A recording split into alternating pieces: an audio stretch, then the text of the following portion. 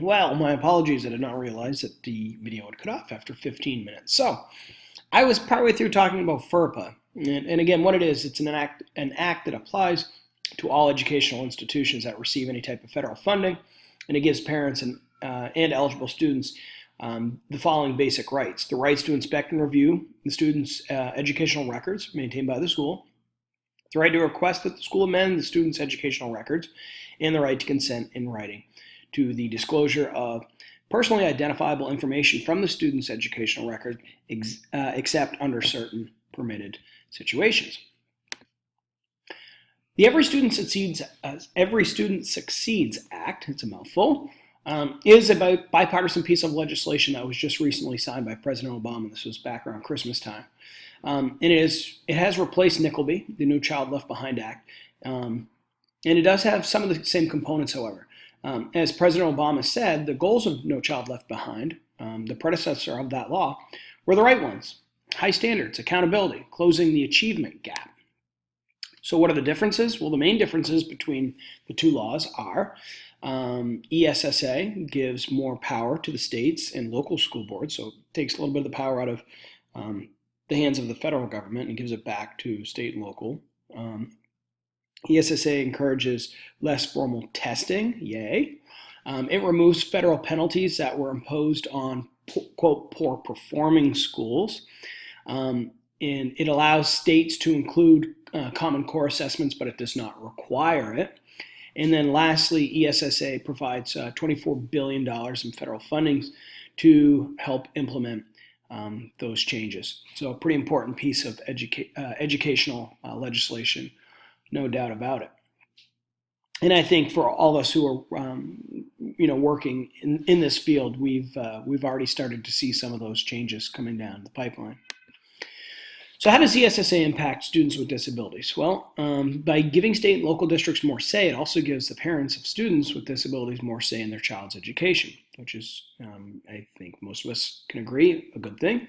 It focuses on improving literacy instruction. Part of the focus on students is for students with dyslexia. It calls for less testing, especially for students with disabilities. And then most importantly, it promotes innovation in education, which would provide more opportunities for students with disabilities to display success within the classroom.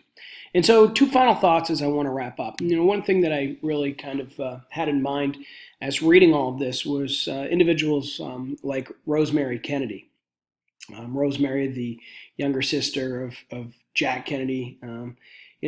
Here's an individual who we now know had a learning disability, probably came from the fact that while her mother was giving birth to her, there was a doctor that was unavailable, and so they told her just to stay there and to not push. And she was in the birth canal for several hours, and they think she had a lack of oxygen, which would have led to traumatic brain condition. So what happened with her? She was kind of stashed away for a while. They ignored the fact that she could have used some help, that she did have the ability to learn. Her IQ was, they think, around a 70 or an 80, but the fact that it was just easier to apparently give her a lobotomy at the age of 23 and stash her away in an institution after that didn't work. And so, thank God for special ed, because fortunately we don't hear of cases like could happen to somebody like Rosemary Kennedy. And then the other thing is this is the history and government teacher in me, is the importance of the 14th Amendment. And I won't read the whole thing. Lots of cases. I mean, this even mentioned Brown v. Board in regards to racial discrimination. But, Section 1 of that is so important. All persons born or naturalized in the United States and subject to the jurisdiction thereof are citizens of the United States and the state in which they reside. The important part is, it says, no state shall make or enforce any law which shall abridge the privileges or immunities of citizens of the United States, nor shall any state deprive any person of life, liberty, or property without due process of law, or deny a person within its jurisdiction equal protection of the law. And that's the most important part right there, the equal protection part. So just because a person may have a disability does not mean that they are not to be given equal opportunity in education.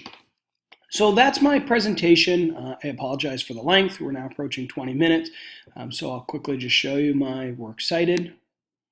And those are some of the sources that I used. And I thank you for watching. I thoroughly enjoyed it. And it's now time for me to get this uploaded and sent over to you. Thanks.